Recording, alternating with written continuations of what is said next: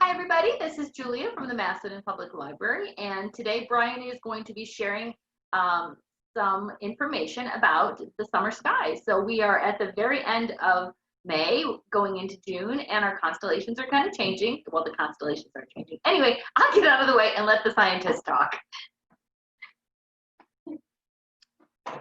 Hello. So I had to draw a picture to help out with things.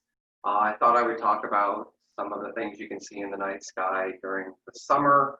And the reason is because, it does have a bit of a downside in that the sun is up more of the time. And so, you don't quite have the same length of nighttime. But one of the big advantages is that in the summer, it tends to be warm. People tend to go camping. They may be more remote than they would typically be. And so it's one of the parts of the sky that a lot of people have a chance to see because, if you try and look at a dark sky in the middle of winter, that's hard. It's cold. You want to go in.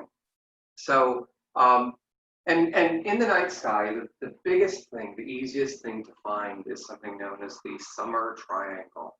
And it is three of the brightest stars in the night sky.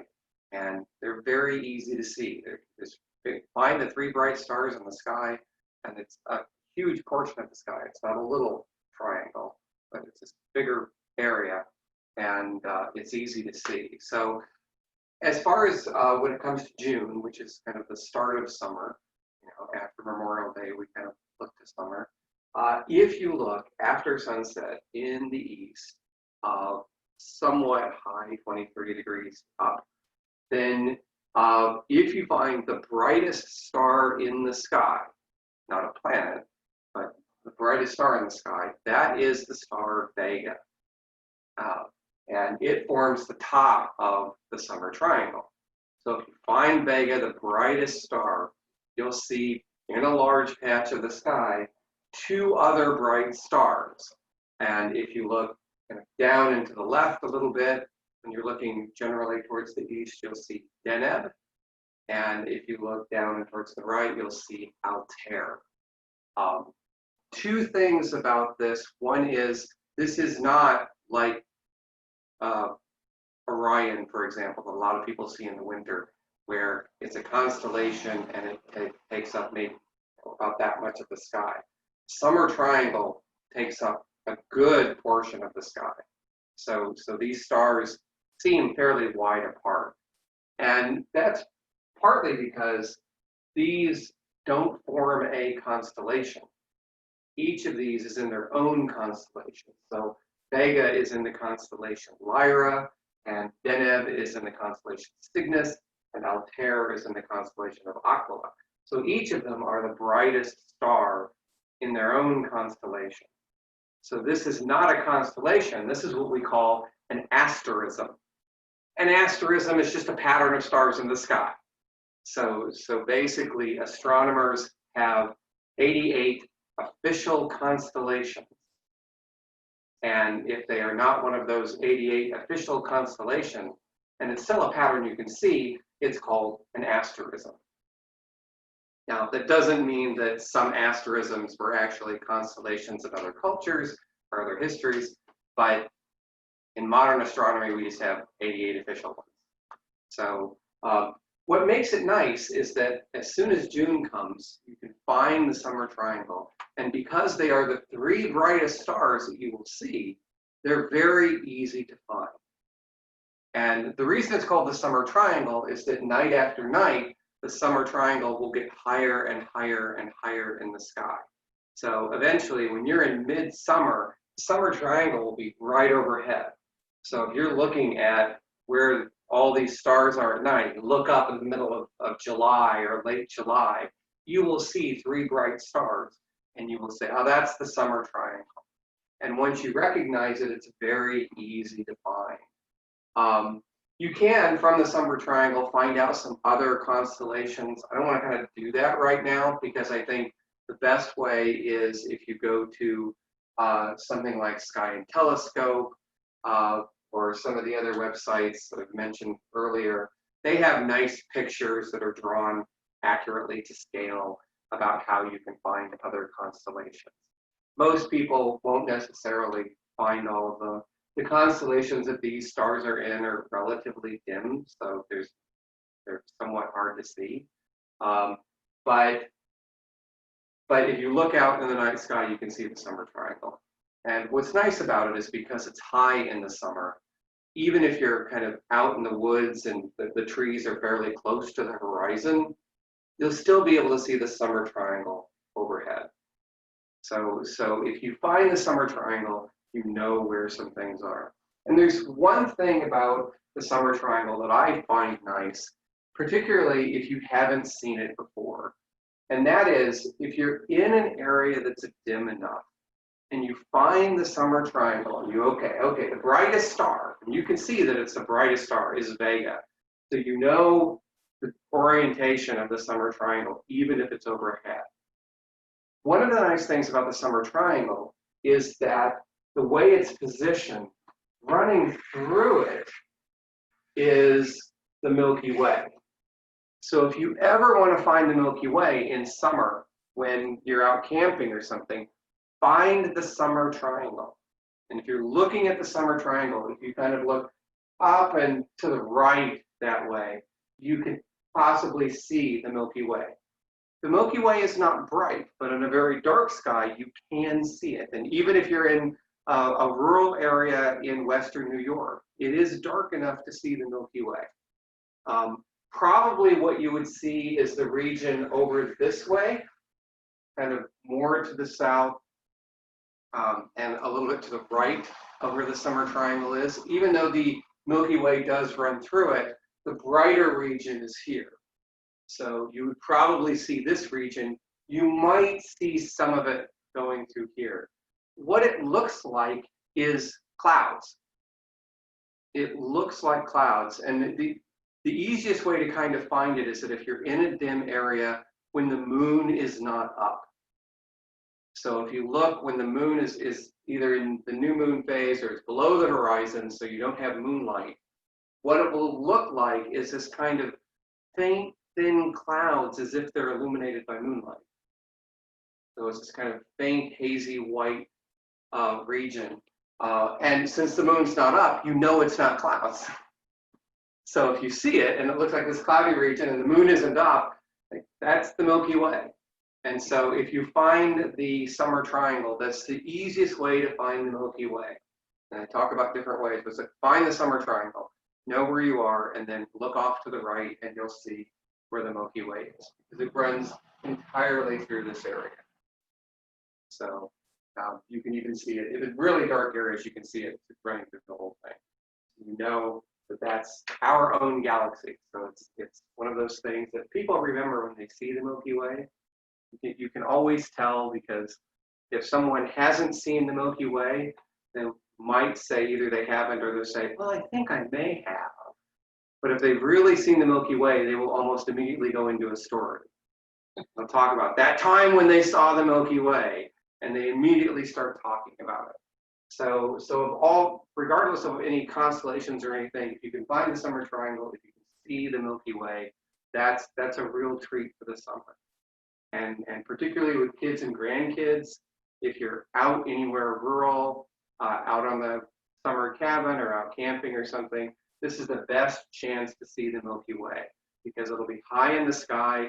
You'll be out in some place, and the kids can stay up late at night, up to midnight or later, because they're going to pass out in the morning. So it's a great way to see the Milky Way. So in terms of other things that are up in the sky, planets are another thing that people like to look at. Unfortunately, in the evening sky, there aren't any bright planets. So just because the planets orbit the sun, sometimes they'll be seen towards the evening sky, sometimes they'll be seen at other times. And it just happens that the brightest planets are just things that are not particularly in the evening sky during the summer. So in the fall, there will be some, but right now there isn't. But if you look after about midnight, then you can see what would be the brightest high planet in the night sky, which is Jupiter. Jupiter is very bright. It's easy to see. And in fact, if you're looking for the summer triangle in, after midnight or so, you might say, oh, well, lower on the horizon, there is this really, really bright star. That's not a star. That's not Vega. That's Jupiter. So it will look like a bright star.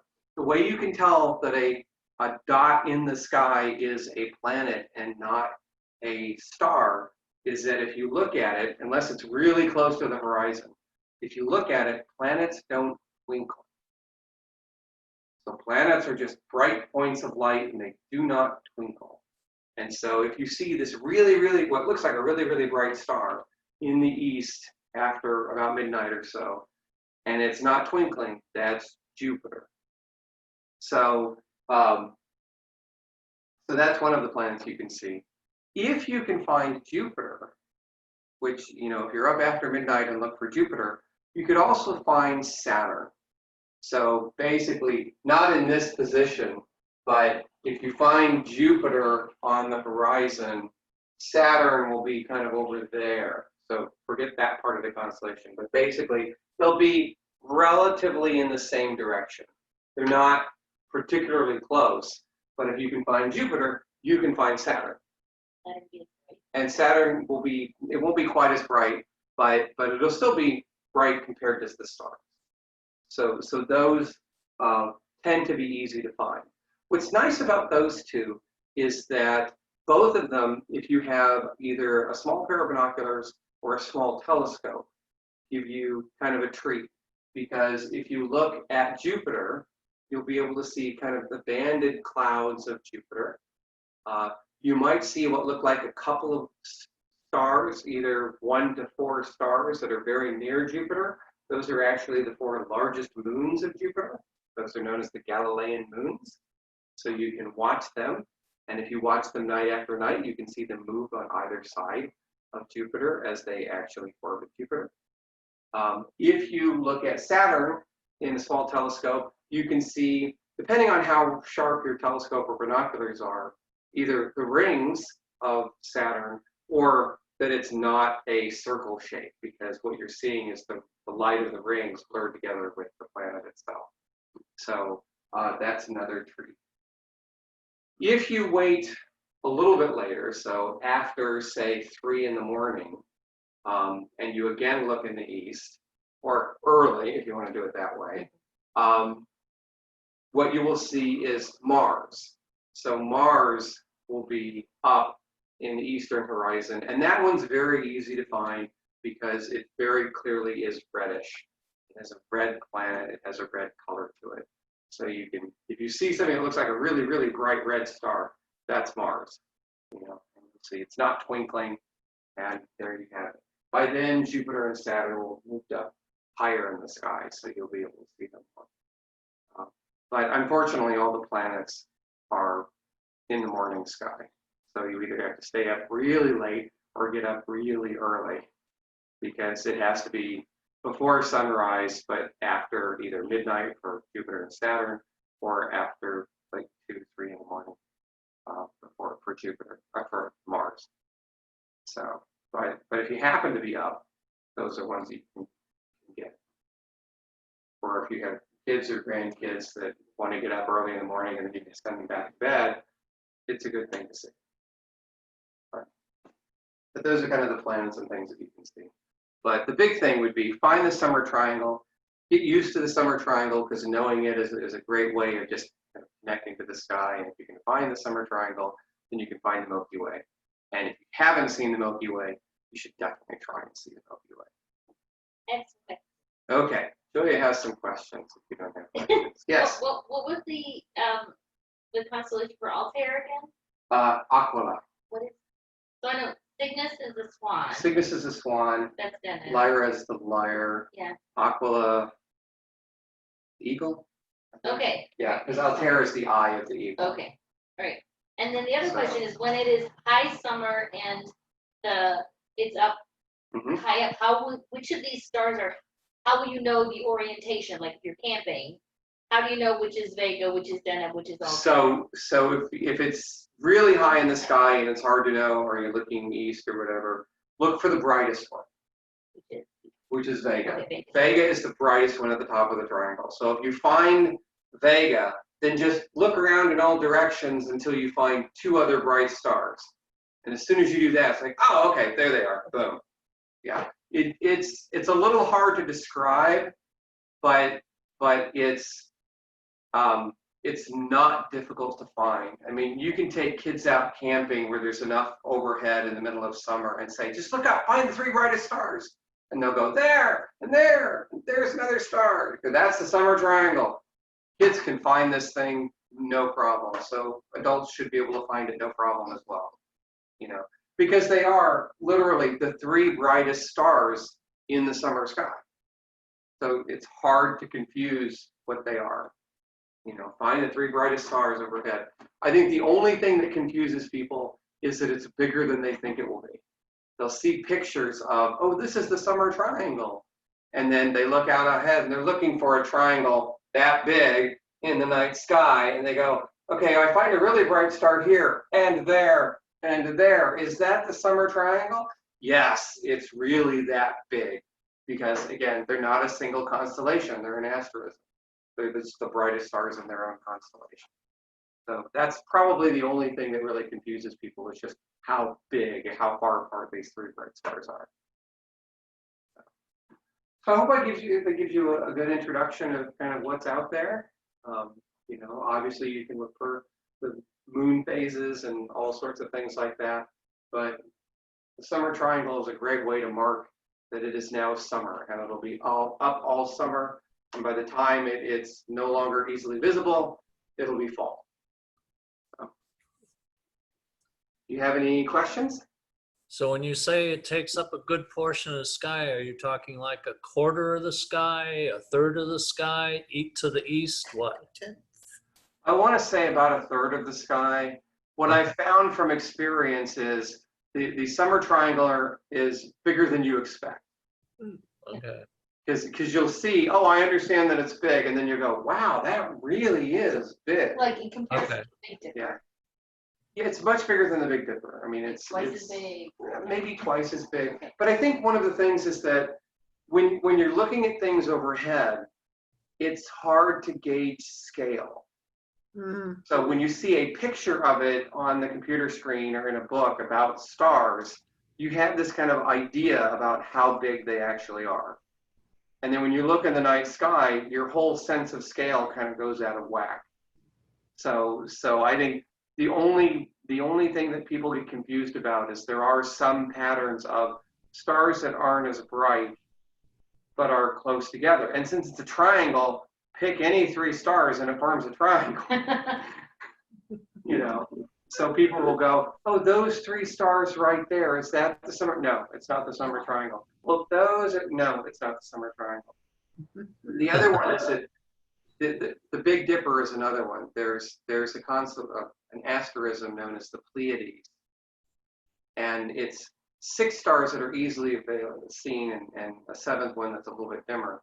But people will see this little cluster of stars called the Pleiades, and they'll say, it's shaped kind of like a dipper. Is that the Big Dipper? No, that's the Pleiades. So they see the picture of the Big Dipper and they think, oh, it's the Big Dipper. No, it's the Big Dipper is like that. So the summer triangle is the same way. If you find 3 stars and go, kinda, no. So the best way is in the middle of summer, find the 3 brightest stars you can see. That's really bright. That I think is the brightest one. Okay, what's the next one? That one. Okay, what's the next one? That one. Congratulations, you found the summer triangle. Well, great. That's it. Yep. We're Okay. good. Okay. Good. We're good. I just Okay, wanted to pop excellent. in and say, for recording purposes, if you're watching this later, the library has binoculars. So when Brian has mentioned, you know, looking for the planets, the library has binoculars you can check out. Okay. They come with bird watching books, but it doesn't matter. There's still binoculars that you can check out. And so once we open up and you can check things out, which will be this summer, hopefully, fingers crossed. That's something that the library can help you with, so that you can try it on your own if you don't already own a binoculars or a telescope or something like that. Binoculars are great. The only thing is don't point them at the sun and look at the sun. That's bad. Or night. You'll damage your eyes. But you can look at the moon. You'll see craters on the moon, particularly when it's not in a full phase. When it's a partial phase, you'll be able to see the difference in bright and dark to see craters. You can definitely see the bands in Jupiter. You can definitely see at least the odd shape of the rings of Saturn, if not the rings themselves. You can tell that it's a planet with both. They're powerful enough to do that. Ooh, we'll do that. Okay, That's great. Okay. Okay. All right, well, Thank thank you. very interesting. Bye. All right, bye. Thank you. Bye. Again. See you next week. Yeah. Bye.